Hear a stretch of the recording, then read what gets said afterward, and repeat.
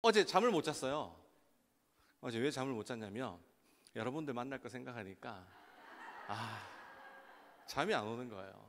너무 좋아가지고 설레는 그 마음 때문에.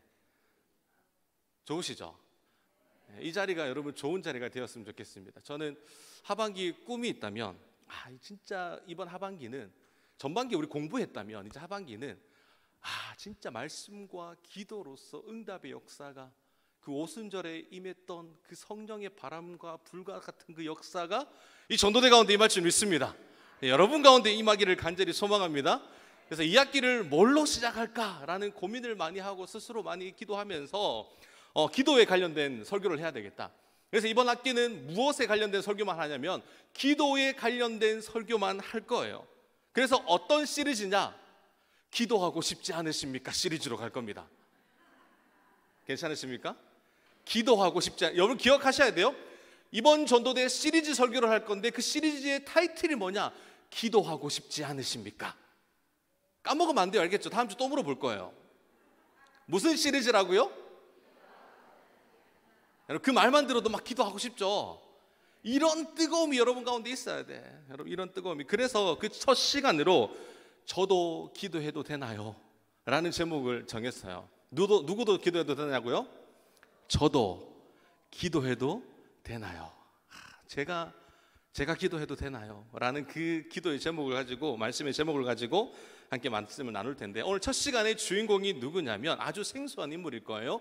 여러분 이 설교는 잘 들어보지 못했을 겁니다. 왜냐하면 제가 이 설교를 준비하고 이 설교를 가지고 다른 목사님들은 어떻게 설교했지라고 막 유튜브에 찾아봤는데 잘 안 나와. 그러니까 이 사람을 통해서 기도에 관련된 설교를 거의 대부분 하지 않습니다. 왜 하지 않냐면 오늘 이 사람은 착한 사람이 아니라 아주 나쁜 사람이에요. 어떤 사람이라고요? 착한 사람이 아니라, 나쁜 사람도 그냥 나쁜 사람이 아니에요. 아주 나쁜 사람이야. 그 사람이 누구냐? 그의 이름하여 아주 유명한 므낫세예요. 므낫세. 첫 시간부터 이런 므낫세의 기도를 한다고 하니 제가 얼마나 뻔째가 있는 사람입니까? 대단한 사람, 다 아는 기도의 제목을 해야 되는데 가장 악질의 사람을 끌고 와서 제가 오늘 첫 시간을 나눈다니까 얼마나 두려움도 있겠습니까? 제가 방금 므낫세라고 이야기를 했음에도 불구하고 아무런 반응이 없어요. 그 말은 무슨 말이냐면 두 종류의 사람이 여기 모였습니다. 므낫세라는 인물을 전혀 모르거나 완전히 모르거나. 그러니까 무슨 말이에요? 지금 므낫세가 누구야? 라는 지금 제스처를 저에게 보내고 계신 것 같아요. 여러분 므낫세가 누군지 간략하게 설명을 해드릴게요. 므낫세는 남유다 왕국의 13번째 왕이에요. 이 므낫세도 유명하지만 므낫세보다 더 유명한 사람이 누구냐면 므낫세의 아버지죠. 므낫세의 아버지가 누구냐? 그 이름하여 선왕 중에 선왕 히스기야 왕입니다. 히스기야가 아들을 낳았는데 그의 아들이 아버지를 닮았을까요? 안 닮았을까요? 안 닮았죠. 안 닮았던 그 아들, 오늘 그 아들에 대해 살펴볼 건데, 그러면 이 아들이 도대체 뭘 봤길래, 뭘 배웠길래 이렇게 망나니처럼 살아갈 수밖에 없는 존재가 되었는가를 한번 회상해 보기를 소망해요. 여러분 히스기야가 누굽니까? 히스기야. 나중에 히스기야의 기도에 대해서도 살펴볼 건데, 히스기야가 아수르 대군이 쳐들어왔을 때 어쩔 수 없어서 정말 할 수 있는 특별한 방법 딱 한 가지를 선택했죠. 그게 뭡니까? 기도였어요. 기도로서 하나님께 구함으로 말미암아 아수르 대군 18만 5천 명을 무찔러요.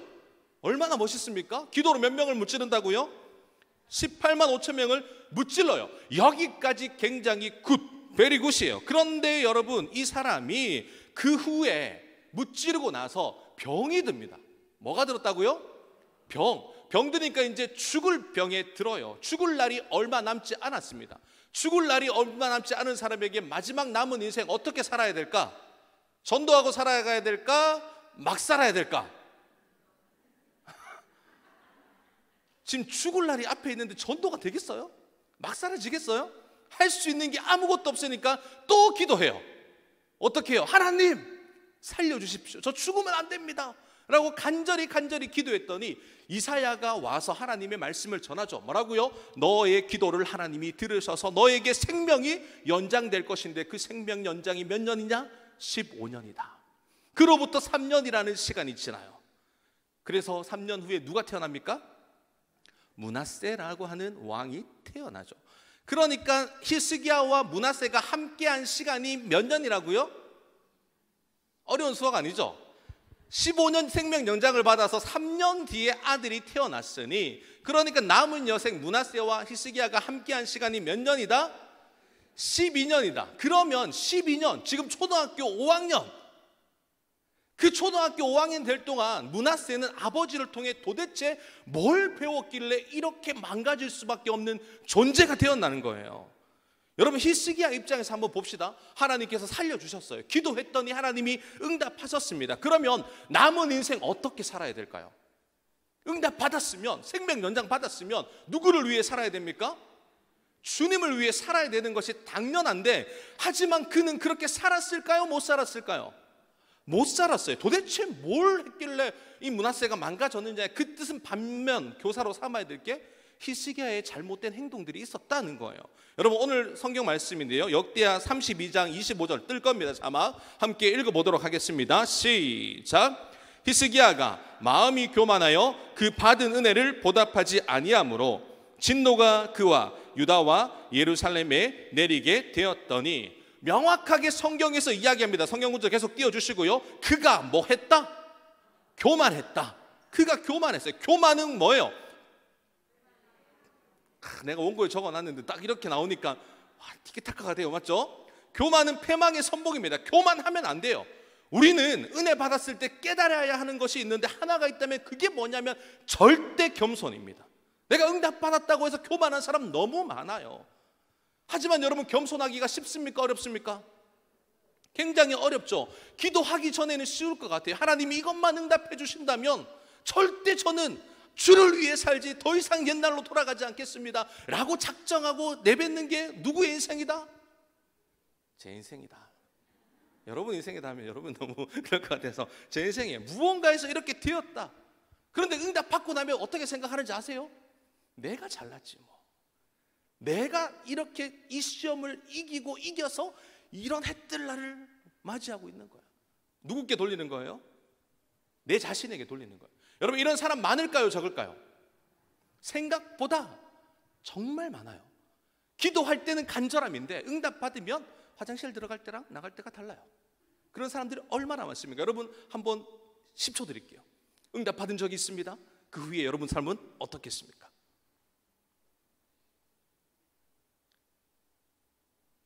숙연해지고 있어요. 여러분, 두 번째, 우리 한번 옆 사람에게 이렇게 고백합시다. 교만하지 맙시다. 오늘 배워야 될 실천사항 그 첫 번째가 뭐냐면 교만하지 않기예요. 여러분, 우리가 앞으로 시리즈가 뭐라고요? 기도 이렇게 하면 안 되지. 끝까지 풀네임. 시리즈가 뭘까요? 기도하고 싶지 않으십니까? 기도하고 싶지 않으십니까? 입술에 달라붙어야 돼요. 기도하고 싶지 않으십니까? 여러분, 기도하고 싶지 않으십니까? 그럴 때 가장 피해야 될 게 뭐라고 말했어요? 교만하면 안 된다. 교만하면 안 되는 거예요. 여러분, 절대 교만하지 마시기 바랍니다. 그래서 오늘은 교만하지 않고 겸손히 나아가는 이 하루가 되었으면 좋겠어요. 두 번째, 히스기야가 하지 않은 게 있대. 뭘 안 했습니까? 성경을 잘 보시면 은혜를 보답하지 않았어요. 하나님께로부터 은혜가 임했습니다. 응답이 왔어요. 응답을 받았으면 내 삶에 뭐가 있어야 돼? 변화가 있어야 되잖아요. 히스기야에게는 그 변화가 나타나지 않아요. 그래서 명확하게 성경에 기록되어 있어요. 뭐라고요? 그 받은 은혜를 보답하지 않았다. 하나님께로부터 본 은혜인데 그 은혜를 어떻게 했다고요? 보답하지 않았다는 거예요. 저도 살면서 누군가에게 종종 은혜를 받아요. 누군가가 갑자기 어느 순간 모르게 까마귀처럼 도와주시는 분들이 가끔 있어요. 옛날에는 자주 있었는데 요즘에는 가끔 있어요. 왜냐하면 하나님이 보니까 요즘에는 좀 그래도 네 살아갈 때 괜찮은 것 같다니까 하나님이 조금 외면해 주시는 것 같아요. 이전에는 힘들 때는 정말 많았어요. 갑자기 길 가면 딱 떨어지고 딱 떨어지고 딱 떨어지고 딱 떨어지고 하는데 요즘에는 안 떨어져. 여러분, 그렇게 은혜를 받은 적도 있어요. 그 은혜 받으면 제가 어떻게 하는 게 당연할까요? 감사하다라고 표시하는 것은 당연하죠. 그런데 그것보다 더 중요한 것은 내가 그분을 위해서 기도하는 게 가장 내가 보답할 수 있는 길이에요. 하나님께서 어떤 마음을 주셔서 나를 돕게 하시는지는 그건 하나님만 아시는 거죠. 하나님께서 그분의 마음을 움직이셨다면 나는 하나님께 기도하는 거예요. 그분의 인생을 책임져 달라고. 그게 은혜 받은 자가 기꺼이 마땅히 해야 될 역할이라는 거예요. 여러분, 히스기야가 죽다가 살아났다니까요. 그냥 은혜가 아니라 죽다 살아났습니다. 그럼 남은 인생을 어떻게 살아가야 되는지 뻔하잖아요. 뻔하지 않습니까? 여러분, 죽다 살아나신 분 손 들어 보십시오.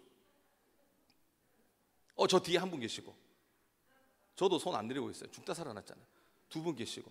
죽다 살아나면 여러분, 제가 죽기 전에 설교와 죽고 난 그 어려움을 이겨나고 난 설교가 똑같을까요, 다를까요? 그래요?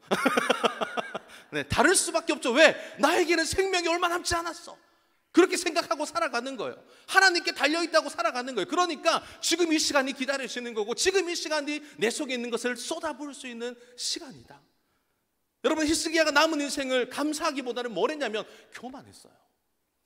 생명 연장을 받았음에도 불구하고 그가 교만했습니다. 아수르 제국의 위협으로부터 벗어났음에도 불구하고 뭘 하기 시작했냐면 교만했다니까요. 하나님께서 아수르 대군을 무찌르고 나서 그에게 선물을 주셨어요. 선물. 어떤 것을 주셨냐면 돈을 주셨어요. 좋아요, 안 좋아요? 하나님, 저 대군으로부터 무찔러 주십시오라고 기도했더니 응답받았는데 응답받은 보너스까지 주셨어. 뭘? 돈을 주셨다니까요. 별로 안 좋아하는구나, 우리 전도되는 돈을. 역시 좋으신 분들이에요. 그 모든 것들을 하나님이 주셨어요. 볼까요? 역대하 32장 29절 말씀 함께 읽습니다. 시작. 양떼와 많은 소떼를 위하여 성읍들을 세웠으니 이는 하나님이 그에게 재산을 심히 많이 주셨음이야. 뭘 줬다고요? 재산을 어떻게 줬다? 찔끔 말고 어떻게? 심히 많이. 여러분, 재산을 심히 많이 받는 여러분 되시기를 간절히 소망합니다. 역시 그렇게 부어주실 거예요. 우리의 기도만 응답받는 게 아니라 하나님께서는 그 응답받고 곱하기 묻고 더블로 가, 이렇게 말씀하시는 분이 하나님이에요. 심히 많이 주셨다니까요. 하나님께서 재산을 많이 주셨어요. 그것으로 그가 무엇을 했냐면 하나님께 예배드리고 하나님께 공양하고 하나님께 정말 모든 양떼와 소떼를 다 잡아 드리지 않고 뭘 했냐면 자랑했어요. 뭘 했다고요?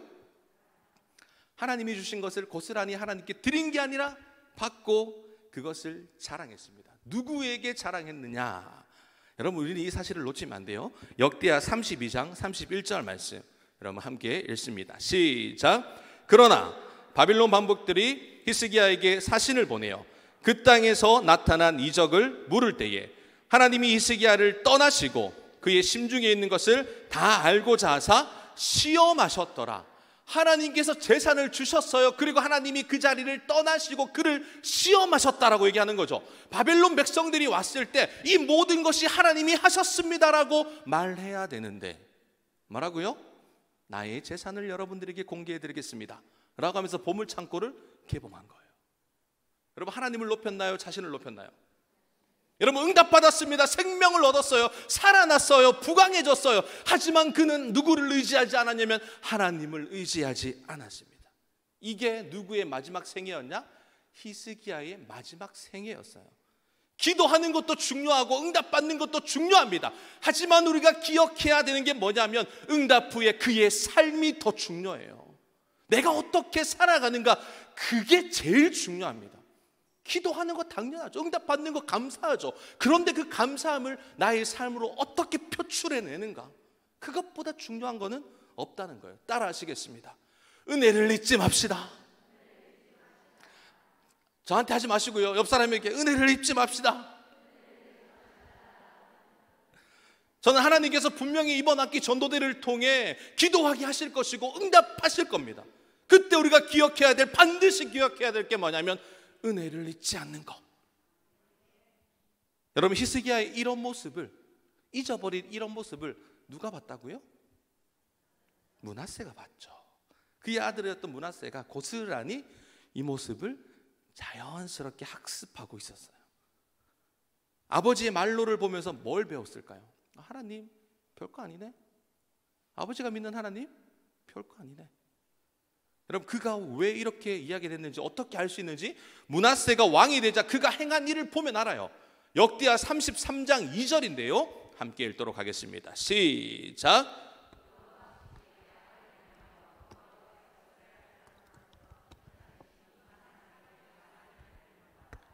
아멘. 12세의 왕이 되어 무려 55년 동안 남유다를 다스리는데, 다스리기 시작하는 그 첫 단추가 뭐였다고 얘기하는 거예요?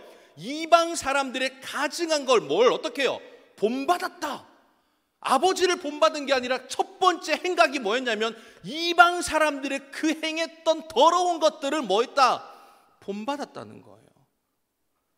아버지의 신앙을 물려받지 않았습니다. 그가 보고 배운 것은 이방 사람들의 섬기는 그 이방의 우상 것들, 버려야 될 것들을 본받은 거예요. 감동을 받으니 어떻게 하겠습니까? 므낫세가 감동을 받았단 말이에요. 그러니까 산당을 세워요. 그 후에 말씀을 33장 밑으로 보면 바알을 위해 제단을 쌓습니다. 그것뿐만 아닙니까? 아세라 목상을 세워요. 하늘의 1월 성신을 경배하기 시작하는 거예요. 하나님께 드려야 될 그 모든 것을 드리지 않고 누구께 드리는 거예요? 우상 앞에 지금 드리고 있는 겁니다. 하나님의 전에는 뭘 세웠냐면 1월 성신을 위한 제단을 세웠어요. 정신 나간 놈이죠.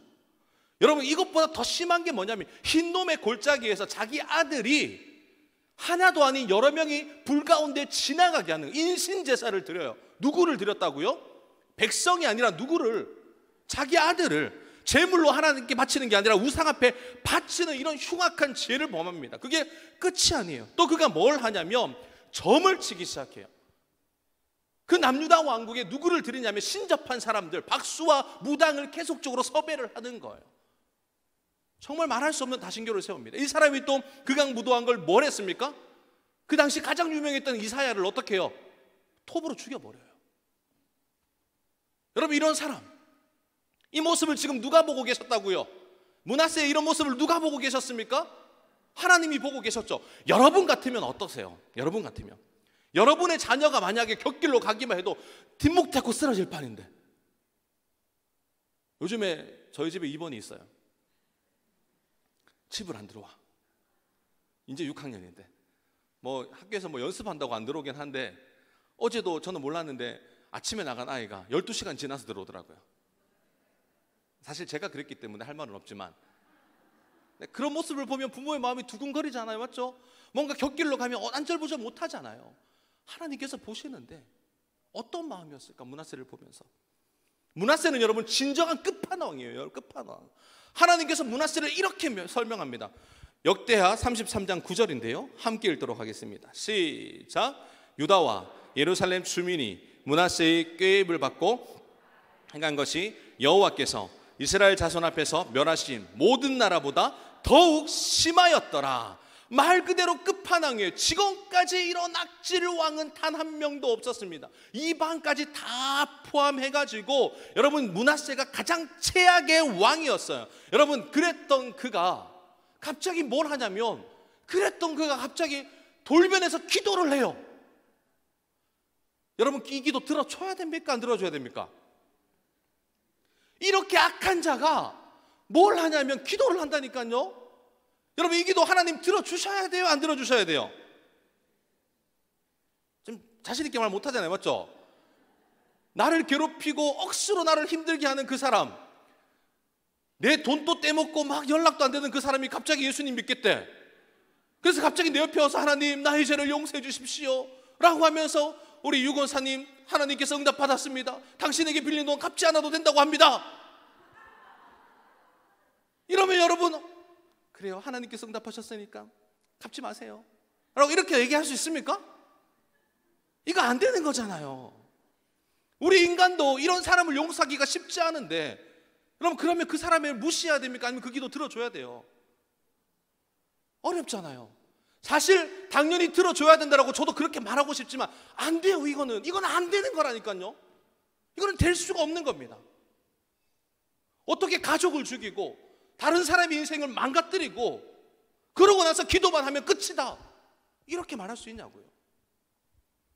하지만 여러분, 곰곰이 묵상하다 보니까 안 된다고 하는 것도 누구 생각의 입장에서 말하는 거예요? 제 입장이더라고요. 저도 설교를 준비하면서 안 되는 거지, 이건 안 되는 거지, 이러면 안 되지. 그러면 열심히 살아온 사람 뭐야? 아직도 응답을 기다리면서 최선을 다해 하루하루 살아가는 사람들은 뭐야? 근데 그것도 누구 입장이냐면 자기 자신 입장이더라고요.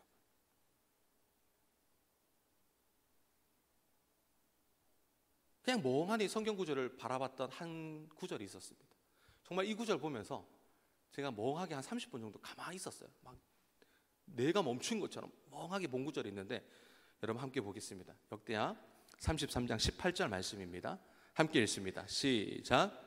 므낫세의 남은 사적과 그가 하나님께 한 기도와 선견자가 이스라엘 하나님 여호와의 이름으로 권한 말씀은 모든 이스라엘의 왕들의 행장에 기록되었고. 여러분 한번 보세요. 성경 구절 띄워주세요. 성경이 지금 뭐라 얘기합니까? 그가 하나님께 한 기도가 기록되어 있다. 그냥 멍한 거예요. 이렇게 악한 사람의 기도도 하나님 들어주시는 거예요. 그가 한 기도가 어디에 기록되어 있다고요? 하나님의 책에 기록되어 있다는 거예요. 성경은 우리가 하나님께 기도하는 모든 것이 어떻게 되어 있다고 얘기합니까? 기록되어 있습니다. 여러분 이 사실 잊지 마시기 바랍니다. 여러분들이 한 기도가 응답이 더디다고 해서 응답이 안 되는 게 아니라 여러분들의 한 기도가 어디에 기록되어 있다는 거예요? 하나님의 책에 기록되어 있다는 거예요. 그가 악한 왕인지 선한 왕인지 그것으로 응답이 오는 것이 아니라 누구든지 기도하는 것은, 누구든지 하나님께 기도한 것은 기록되어 있다는 거예요. 저는 이 구절을 보면서 멍 때렸다고 했죠. 그렇다면 여러분 오늘 우리가 하는 기도가 어디에 기록되어 있다고요? 하나님의 책에 기록되어 있습니다. 우리의 기도가 결코 그냥 넘어가는 것이 아니라 절대 지워지지 않는 하나님의 책에 기록되어 있다는 거예요. 그렇다면 우리가 악한 사람인지 나쁜 사람인지 선한 사람인지 그것보다 더 중요한 것이 뭐냐면 오늘 우리가 뭘 해야 된다고 이야기합니까? 기도해야 한다고 이야기하는 거예요. 우리의 기도가 하나님의 책에 기록되어 있기 때문에 저는 오늘 이 설교가 끝나는 그 시점부터 기도할 수 있는 여러분들이 되어지기를 간절히 소망합니다. 므낫세를 보면 사실 화가 나죠. 그런데 여러분 므낫세 데쳐 죽어요. 하나님 앞에 선 제 자신을 보니까, 제가 설교를 준비하면서 제 자신을 보니까 그냥 감사함이 폭풍처럼 밀려옵니다. 왜냐하면 지금 제가 목사고 4명의 아이의 아빠고 여러분 행복 전도학교를 섬기는 전도대 목사로서 그렇게 뭐 사람들 앞에 볼 때는 그래도 저 사람 불쌍하지만 하나님이 함께 하신다 라고 하는 명목을 드러낼 수 있을지 모르지만 제가 지은 죄를 누가 알고 계시는 거예요? 하나님이 알고 계세요. 하나님은 다 아세요. 제가 지은 죄를 여러분들 앞에 까발리면 제가 목사를 할 수 있을까요? 못할까요?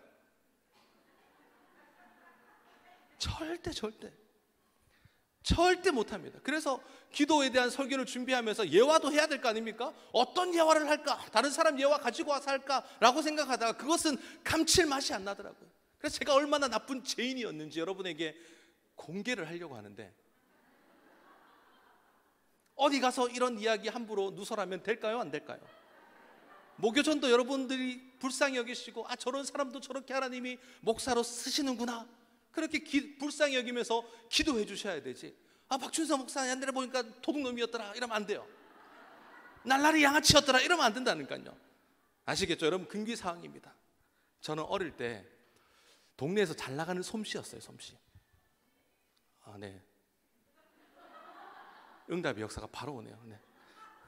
여러분 솜씨라는 말 아세요? 훔치기의 달인, 도둑질의 달인.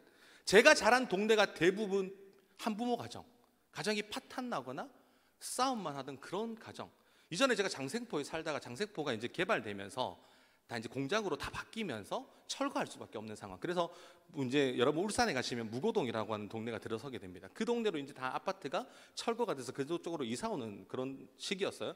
그러니까 가정들이, 부모님들이 있는 가정들이 별로 없었어요.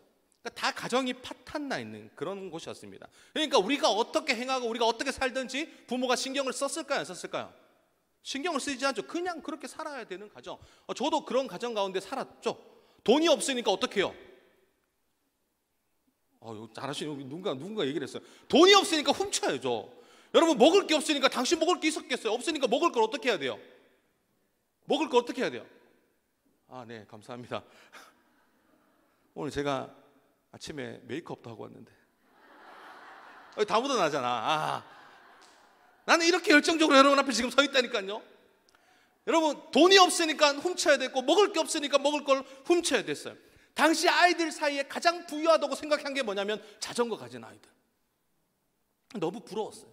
여러분 자전거를 살 수 없으니까 어떻게 해야 돼요? 빌려야 됩니까? 아니면 훔쳐야 됩니까? 제 일상은 훔치는 거였다니까요. 당연히 훔쳐야 되죠. 여러분, 어떻게 훔쳤을까요? 어떻게? 매우 간단해요. 밤의 역사가 이루어집니다. 일단 동네 꼬마들한테 이렇게 얘기하는 거예요. 절단기 가져와라. 그 당시 절단기 구하기가 쉽지 않았을까요? 굉장히 쉬웠어요. 왜냐하면 다 대부분 공사 현장에서 일하시는 아버님들을 모시고 있었기 때문에 집에 절단기는 뭐 한두 개 좀 기본으로 가지고 있었습니다. 그러니까 밤에 친구 한 명과 가는 거예요. 절단기를 딱 뒤에 꽂고 옷을 딱 하고 동네를 막 훑어보는데 여기에 금기사항이 뭐냐면 가까운 거리에서는 훔치면 안 된다. 전방 3km에서 5km는 걸어서 헌신하는 수고가 필요한 거예요. 사정거리에서 하면 안 되죠. 왜? 잡힐 확률이 높기 때문에. 3km, 5km 전력 동안 걸어가는 거예요. 막 뛰어가는 거예요. 그러다가 여러분 훔치는 것도 그냥 단순히 훔치면 안 돼요. 계산을 해야 돼요. 계산을. 절단기를 들고 걸어서 이웃 동네로 넘어갑니다. 자전거를 보는데 당시 자전거 대부분이 16단이었어요. 그러니까 이왕 훔칠 거 16단을 훔쳐야 되겠습니까? 그 상위 랭키를 훔쳐야 되겠어요. 이왕 훔칠 거면 24단, 32단 이런 걸 봐야 되잖아요. 16단 패스. 또 걸어가요. 그러다가 걷다 보니까 배가 고프잖아. 그럼 어떻게 해요? 동네 슈퍼로 들어갑니다. 돈이 있습니까? 훔쳐야죠. 훔쳐가지고 허기를 달래면서 끝끝내 열심히 자전거를 발견하게 되는 거예요. 여러분, 이 자전거를 훔치기 위해서 뭐가 필요하냐면 달리기를 잘해야 돼요. 도둑질을 하기 위해서는 달리기를 잘해야 됩니다. 그래서 동네 아이들과 저희들은 매일매일 낮에 뭘 했냐면 달리기 시합을 했어요. 아이들 일렬로 쫙 모여놓고 초를 재배가면서 딱 달려서 몇 초에 딱 끊는지 연습을 했어요. 동네 어르신들이 볼 때 쟤들 운동 열심히 하는구나 그렇게 생각했겠지만 저희들은 운동을 열심히 한 게 아니라 뭘 열심히 한 게 왠가 잡히지 않기 위해서 열심히 훈련을 했던 거예요. 여러분, 그냥 훔치는 게 아닌데 이것도 절대적으로 계산하에 훔치는 거예요. 초등학생이 그런 계산을 하고 다녔다니까요. 그리고 자전거를 발견합니다. 절단기로 어떻게 해요? 이건 두 번에 끊으면 안 돼. 고된 연습이 필요해. 한 방에 팍 끊어야 돼. 한 방에 딱 끊고 그 다음날 친구와 기쁜 마음으로 무단횡단을 하면서 차에 치일 뻔도 했고 막 그렇게 자전거를 훔쳐 동네로 옵니다. 그 다음날 우리가 24단, 32단 자전거를 타고 동네 아이들 앞에 쫙 서면 아이들이 부러운 눈빛으로 우와 쳐다보는데 이 자전거 어디서 났어는 금기사항이에요. 절대 물어보면 안 돼요. 그냥 이 자전거 와 부럽다라고 하는 정도. 여러분, 그냥 그 자전거를 가지고 있으면 훔친 자전거니까 여러분 걸릴 확률이 있을까요? 없을까요? 있죠. 그러니까 우리는 자전거를 튜닝합니다. 어떻게 했냐면 백미러를 사가지고 구슬을 달고 마지막 라카를 가지고 쫙 뿌려가지고 새로운 자전거로 재탄생하게 되는. 멋지지 않나요? 도둑질을 해도 이 정도는 해야 저에게 완벽한 자전거가 생긴 거예요. 여러분, 이 정도 다들 하고 사셨죠? 안 하셨어요? 자전거 다 사줬어요?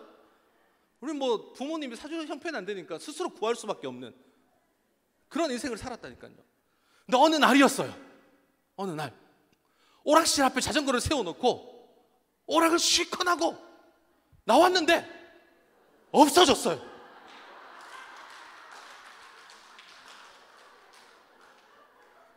제 자전거가 없어졌다니까요.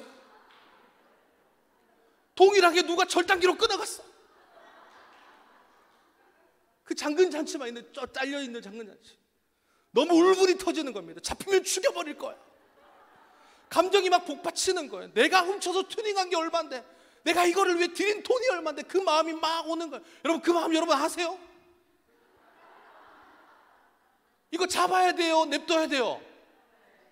잡아야 돼요. 반드시 잡아야 돼요. 잡아서 족쳐야 됩니다. 이거는. 그래가지고 제가 그때부터 동네 아이들을 소집하고 형들을 소집해서 자전거를 찾아라.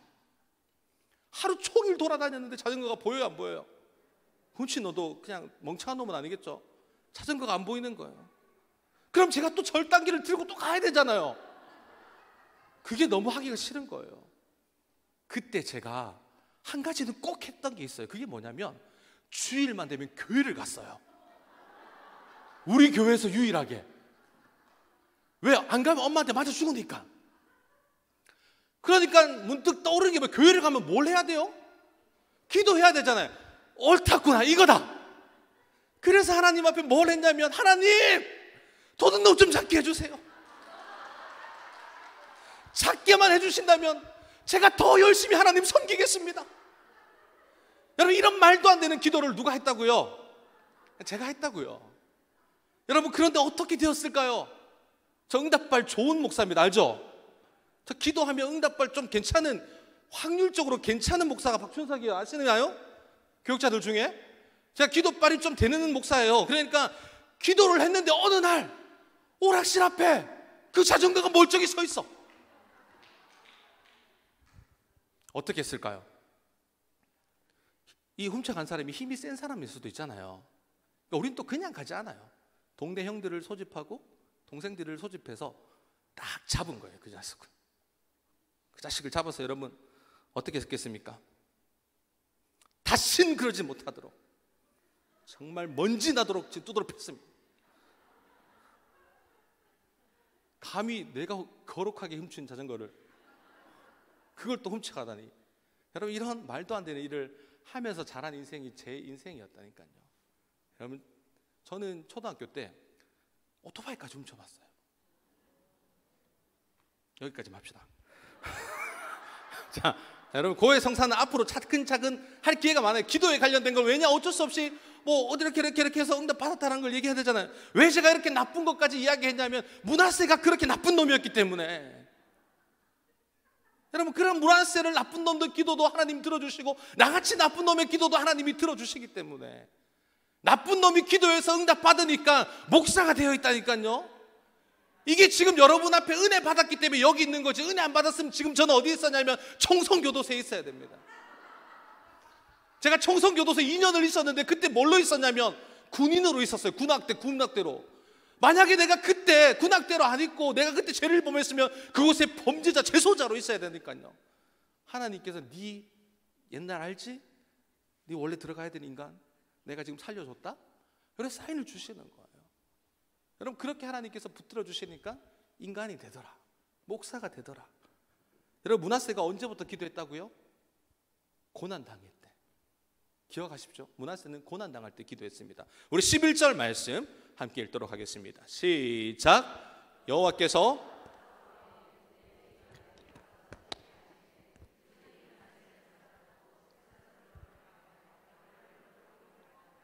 자, 결박되어 아수르 군대의 장군들이 그를 결박해서 막 끌고 가요. 그에게 환란이 임하자 그가 뭘 했다고요? 기도했다니까요. 환란의 때에 누구를 찾느냐면 하나님을 찾는 겁니다. 그런데 우리가 많은 환란을 받아봐서 알지만 진짜 환란이 임할 때 기도가 됩니까? 잘 안 돼요. 여러분, 말할 수 없는 환란이 내게 물밀듯이 밀려올 때는 그냥 주저앉아 버려요. 하지만 그때도 주저앉으면 안 됩니다. 여러분, 그때 기도할 힘조차 없을 때도 그때도 뭘 하셔야 되냐면 기도하셔야 돼요.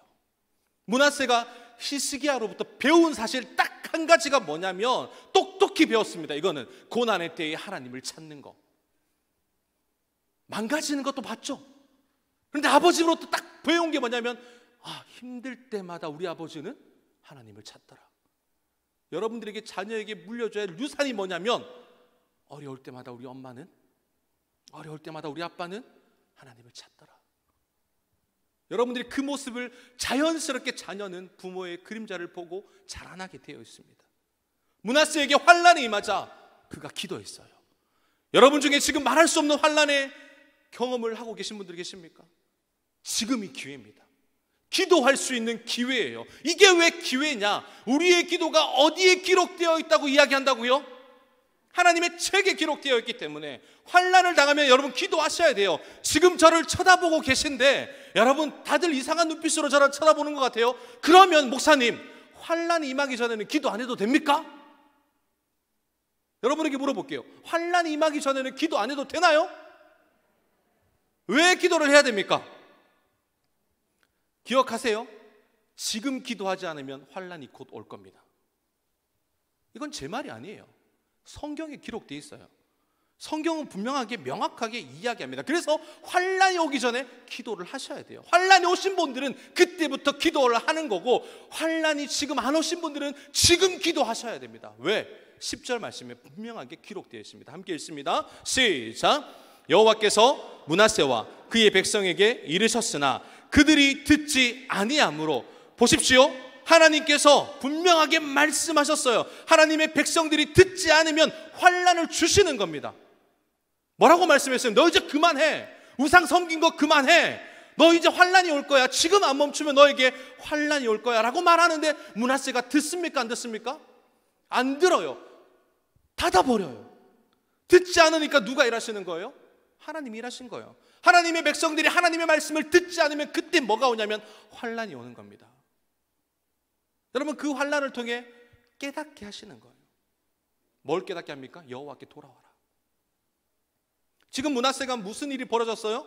아수르 군대에 의해 끌려가는데, 여러분, 혼자만 끌려가지 않고 왕이니까 주변 사람들이 같이 끌려가는 거예요. 주변에 있던 사람들도 같이 끌려갑니다. 우리가 하나님의 말을 듣지 않으면 누구도 힘들어질 거라고. 나만 힘들면 괜찮은데 누구도 힘들어질 거라고? 내 주변에 있는 사람도 힘들어질 거라는 거예요. 사랑하는 성도 여러분, 저를 따라 한 번 더 외치겠습니다. 환난이 오기 전에 기도하자. 여러분, 환난 오기 전에 기도하시기를 바랍니다. 우리에겐 아직 기회가 남아있어요. 환난이 오기 전에 기도해야 나도 살고 너도 살고 교회도 살고 우리 가정도 삽니다. 나도 살고 너도 살고 교회도 살고 우리 가정이 산다니까요. 하나님께서 세계 열방을 다스리십니다. 믿으십니까? 아수르 제국이 아무리 강하다 할지라도, 여러분, 바벨론 제국이 아무리 강하다 할지라도, 그들이 절대 무너지지 않을 것 같다 할지라도 하나님께서 사용하시다가 버리시면 그들은 한 방에 무너져요. 사라질 겁니다. 그래서 이사야 선지자가 무슨 말을 했냐면, 이사야 14장 23절에 이런 말을 해요. 멸망의 빗자루라는 단어를 사용합니다. 그러니까 세상에서 떵떵거리고 내가 왕이야 라고 떨친 사람들, 하나님께서 멸망의 빗자루를 들어 그들을 쓸어버리시겠다라고 말씀하시는 거예요. 교만한 자들을 하나님이 한 방에 쓸어버리시겠다. 여러분, 우리도 하나님께 교만하면 쓸려버릴 거예요. 우리도 교만하면 쓰러져서 사라질 겁니다. 그래서 이렇게 다시 한번 고백하겠습니다. 쓸려가지 말고 하나님께 쓸리자. 여러분, 하나님 앞에 쓸려가지 말고, 하나님 앞에 쓸리지 말고 하나님께로 쓸려가시는 여러분 되셨으면 좋겠어요. 그때 언제 일어난다고요? 기도할 때. 여러분, 12절 말씀 함께 읽겠습니다. 시작. 그가 환난을 당하여 그의 하나님 여호와께 간구하고 그의 조상들의 하나님 앞에 크게 겸손하여. 여러분, 하나만 더 살펴볼게요. 므낫세가 기도하면서 그의 태도가 어땠는지 여러분 보십시오. 악한 자가 환난을 당하니 기도해요. 어떻게 기도했다고요? 보십시오. 조상들의 하나님 앞에 어떻게 했다고요? 그냥 겸손하지 않았어요. 크게 겸손하여. 우리가 기도할 때 가져야 할 태도가 뭐냐면 하나님을 두려워할 줄 아는 마음이에요. 교만한 채로 기도하면 안 됩니다. 중언부언 기도하면 안 되는 거예요. 겸손해야 되는 거예요. 지금 므낫세에게 뭐가 필요하냐면 구원이 필요한 시점입니다. 여러분, 남유다의 왕이 잡혀갔어요. 왕이 없는 시절이에요. 남유다에게도 구원이 필요하고 므낫세에게도 지금 구원이 필요한 시점이에요. 자신도 나라도 구원이 필요한 시점에 하나님께 지금 구원을 갈망하고 있습니다. 오직 주님만이 나의 소망이시오. 오직 주님만이 나를 구원할 수 있는 분이십니다. 왕되심을 지금 어떻게 해요? 하나님 앞에 인정하는 거예요. 주님밖에 도와줄 분 없음을 지금 므낫세가 그 앞에서 고백하고 있는 거예요. 여러분, 우리가 언제 겸손해집니까? 우리의 힘이 다 꺾였을 때. 우리 자녀들이 이번에 취업될 줄 알았는데, 우리 자녀들이 이번에는 사업이 잘 될 줄 알았는데 막 실패했다는 소식을, 그 쓰라린 소식을 들었을 때 우리는 하나님 앞에 엎드릴 수밖에 없는 존재예요. 그 모든 게 내 힘으로 안 되고 나의 무기력함을 다 내려놨을 때, 나는 아무것도 아닙니다 라는 것을 인정할 때. 여러분, 므낫세가 12살에 왕이 되어서 55년을 다스려요. 남유다에서 가장 오랜 시간 다스렸던 왕입니다.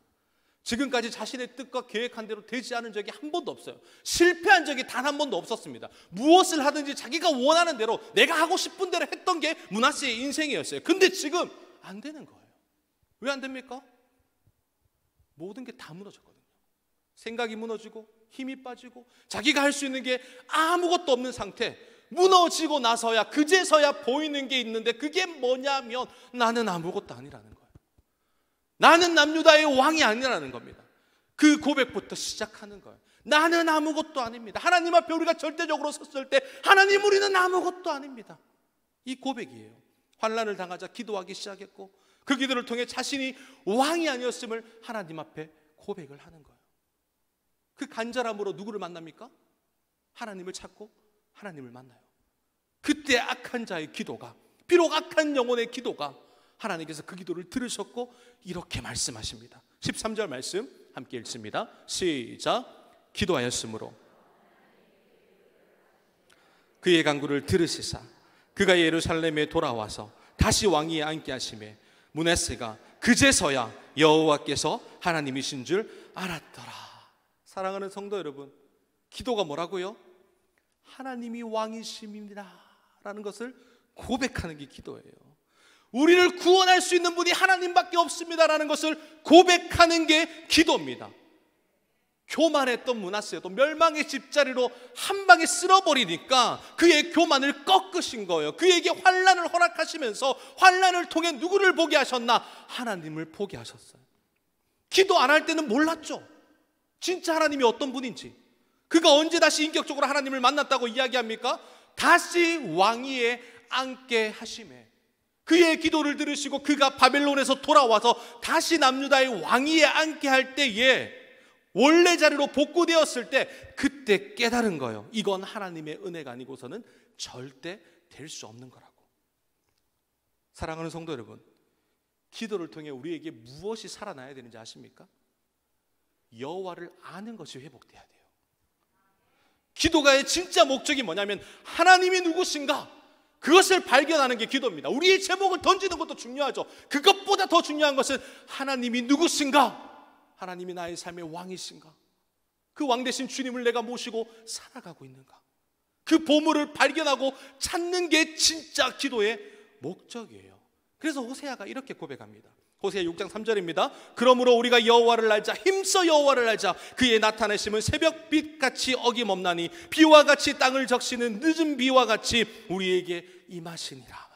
힘써 여호와를 알아야 됩니다. 그 알매 시작이 기도고 알므로 하나님을 만나야 돼요.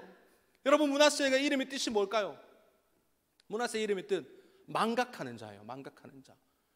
여러분, 반면교사로 세운 거예요. 하나님의 은혜를 망각하지 말라고.